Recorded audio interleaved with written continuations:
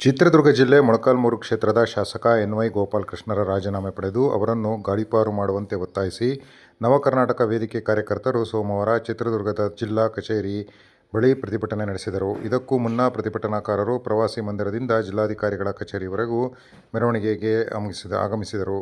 ಎನ್.ವೈ. ಗೋಪಾಲಕೃಷ್ಣ ಶಾಸಕರು ಆಂಧ್ರಪ್ರೇಮಿಯಾಗಿದ್ದಾರೆ. ಆದ್ದರಿಂದ ಮೊಳಕಾಲ್ಮೂರಿನ ಶಾಸಕರನ್ನು ಗಡೀಪಾರು ಮಾಡುವಂತೆ ಅವರು ಆಗ್ರಹಿಸಿದ್ದಾರೆ.